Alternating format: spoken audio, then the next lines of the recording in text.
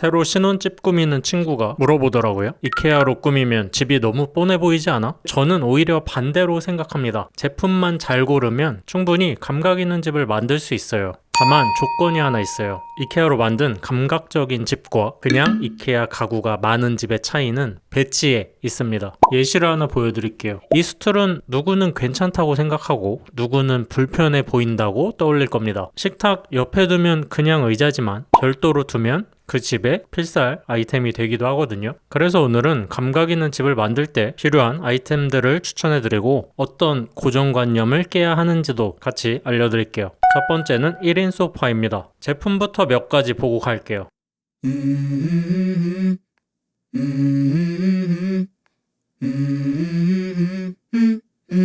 Let's go. I wake up to a little bit of drool on my pillow, feel like it's gonna be a bad day. Yeah, I'm tired of 감각 있는 집 거실엔 공통점이 하나 있어요.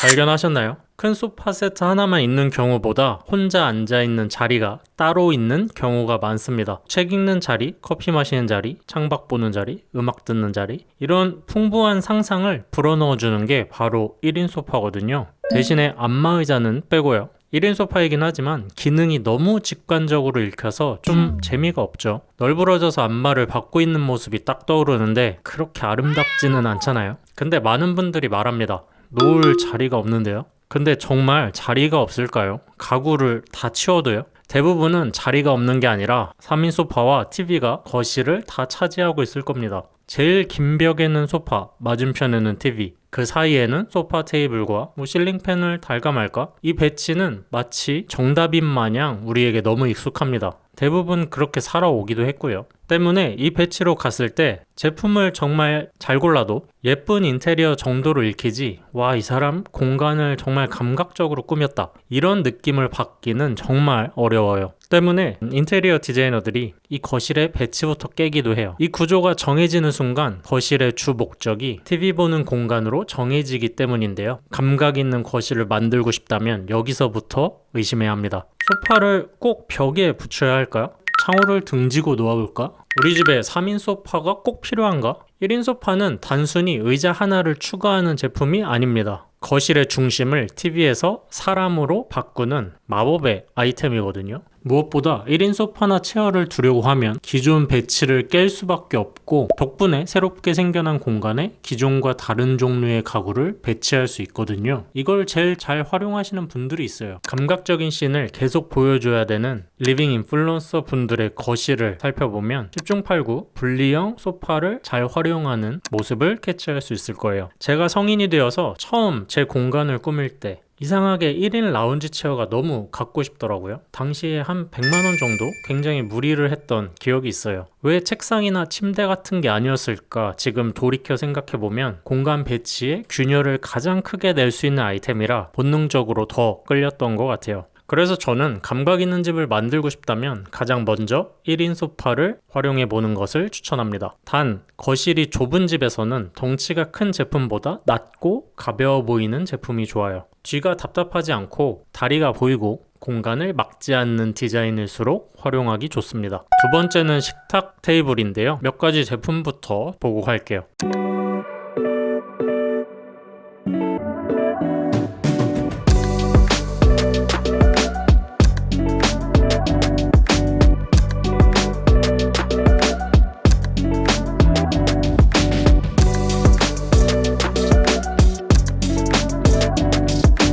식탁은 그냥 밥 먹는 가구처럼 보이지만 사실 집의 분위기를 크게 바꾸는 아이템입니다. 한국 아파트에서 식탁은 위치가 정해져 있어요. 건설사에서 딱 그 자리에 놓을 수밖에 없도록 짜놨거든요. 조리대와 가까워야 하고 음식을 옮기기 편해야 하고 설거지도 빨리빨리 할 수 있어야 하니까요. 논리적으로 당연합니다. 근데 이 배치 때문에 식탁 선택이 굉장히 제한되죠. 동선에 방해되지 않도록 벽에 붙일 수 있는 형태, 주방 옆에 겨우 들어가는 사이즈, 결국 가장 무난한 4인 사각 식탁을 고를 수밖에 없게 됩니다. 제가 추천드린 제품들을 보고 보자마자 우리 집에는 놓기 힘들겠네 떠올리신 분들도 많을 거예요. 하지만 감각 있는 집을 만들고 싶다면 식탁을 주방에서 해방시켜야 합니다. 사실 첫 주제로 소파 배치에 균열을 낸 이유가 있어요. 이 균열로 인해서 만들어진 여유 공간으로 원형 식탁을 거실 쪽으로 꺼내거나 6인 식탁을 창가 쪽 좋은 자리에 두거나 이런 배치를 가능케 하거든요. 또한 이 상태가 되면 주방 가구 부분 공사를 진행을 하더라도 구조를 파격적으로 변경하는 게 가능해지기도 하죠. 소파 배치를 깨는 게 전체 집의 인테리어 구조에 변화를 일으키는 겁니다. 다시 돌아와서 원형 식탁이 앉은 모습을 떠올려 보세요. 둥글게 마주보는 부드러운 느낌이 떠오르죠. 기본적으로 집이 더 아늑한 쪽으로 분위기가 연출됩니다. 6인용 테이블은 단순히 많은 사람이 앉아서 식사하기 위한 가구가 아니고요. 아이와 책도 볼 수 있고 손님이 왔을 때에도 중심을 잡아줄 수 있는 집안의 큰 테이블 역할을 합니다. 방에 책상이 있어도 굳이 식탁에서 작업을 하는 분들 많지 않나요? 생활 활동의 중심이 되어줍니다. 식탁의 위치로 옮기면 물론 불편함은 있습니다. 음식을 조금 더 들고 걸어야 하고 주방과 거리가 생길 수도 있어요. 근데 바로 그 선택이 우리 집의 감각적인 분위기를 만듭니다. 우리는 식사를 대충 때우는 시간이 아니라 중요한 시간으로 생각한다. 이곳에서 시간을 더 많이 보낸다. 이런 메시지가 공간에서 보이는 거죠. 식탁을 단순히 밥 먹는 가구로 생각하지 않는다면 넓은 공간을 한번 점유해 보는 건 어떨까요?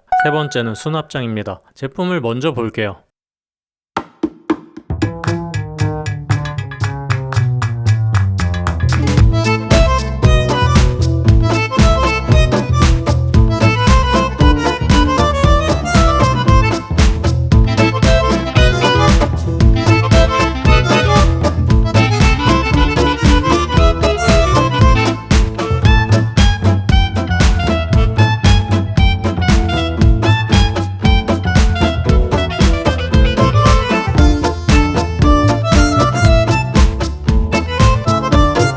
많은 분들이 수납장은 최대한 안 보이게 숨겨야 한다고 생각합니다. 인테리어 공사를 시작하면 안방에 10자에서 12자짜리 붙박이장, 방 입구에 2통짜리 붙박이장, 발코니 끝에 창고장, 현관에 신발장을 깔아놓고 설계를 시작합니다. 몰딩 없이 상하 좌우로 빽빽하게 채워서요. 물론 맞습니다. 집은 정리가 되어 있어야 합니다. 근데 모든 수납을 숨겨놓기만 하면 집은 깔끔해질 수 있어도 기억에 남기는 어려워요. 밖으로 드러나는 취향이 전혀 없기 때문인데요. 감각적인 집에는 조금 다른 위치에 놓인 수납장들이 있습니다. 거실벽 한쪽, 식탁 옆, 복도 끝, 소파 뒤, 창가 근처. 분명 그렇게 특이하거나 엄청나게 감각적인 디자인 수납장도 아닌데 분위기가 완전 달라 보이지 않나요? 낮은 장 위에 조명이나 오브제를 올리기도 좋고 오픈 선반은 책과 그릇, 소품을 섞어둘 수 있죠. 유리 수납장은 내가 쌓아온 취미를 보여주기 좋습니다. 수납장은 그 집의 취향을 편집해서 보여주는 가구가 되는 거죠. 이런 장면이 생기면 사람들은 자연스럽게 궁금해합니다. 이 안에는 뭐가 들어있지? 왜 이 위치에 장을 뒀을까? 그 질문이 생기는 순간 집은 기억에 남습니다. 그래서 수납장을 고를 때도 얼마나 많이 들어가지만 보지 마시고 이 수납장으로 우리 집의 어떤 취향을 보여줄 수 있나 이 질문을 같이 해야 합니다. 네 번째는 조명, 러그, 낮은 가구를 세트로 한번 볼게요.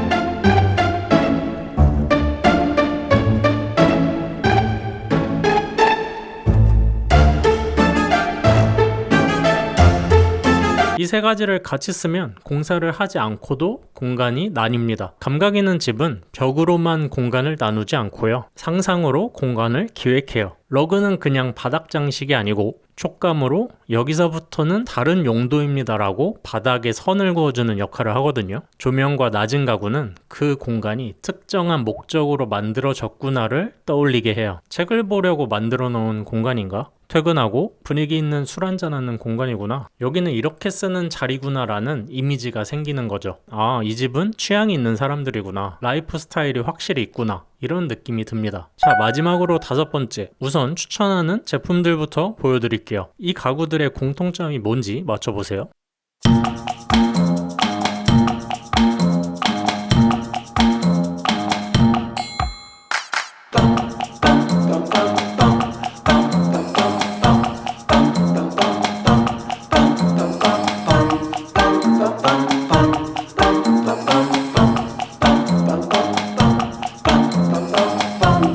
정답은 용도 설명이 필요한 가구입니다. 이게 감각 있는 집에서 가장 중요한 포인트일 수 있어요. 감각 있는 집을 보면 가끔 이런 생각이 듭니다. 이건 뭐 하는 가구지? 여기서 도대체 뭘 하는 걸까? 근데 바로 이 질문이 집을 다르게 보이게 만듭니다. 이런 가구들은 정석적인 용도로만 보면 조금 애매하거든요. 데이베드는 앉는 건지 눕는 건지 모르겠고, 긴 벤치는 물건을 올려놓는 건가? 발을 올려놓는 건가? 벽에 달린 조명은 장식인지, 책을 볼 때 실제로 쓰는 조명인지, 분위기를 만드는 간접 조명 용도인지 한 번 더 생각하게 만듭니다. 바로 이 모호함이 감각처럼 보여요. 정해지지 않는 유연성이 뭔가 힙하다랄까요? 쿨함으로 비춰지기도 하고요. 때론 공간을 좀 다룰 줄 아는 자신감으로 읽히기도 합니다. 사람들이 부러워하는 집은 의외로 가장 실용적인 집이 아니고요. 오히려 저 집에서는 어떻게 살까 호기심이 생기는 집입니다. 그래서 마지막으로 추천하고 싶은 건 기능이 너무 명확한 가구만 고르기보다는 가끔은 설명이 필요한 가구를 하나쯤 둬도 좋습니다. 이케아 제품은 흔하다면 흔합니다. 하지만 고정관념만 깬다면 이케아 제품으로도 집은 충분히 달라질 수 있습니다. 소파를 벽에서 해방시키는 게 아직도 부담스러운가요? 바지통을 스키니에서 해방시킨 것처럼 배치도 변화하고 나면 익숙해지더라고요. 이상으로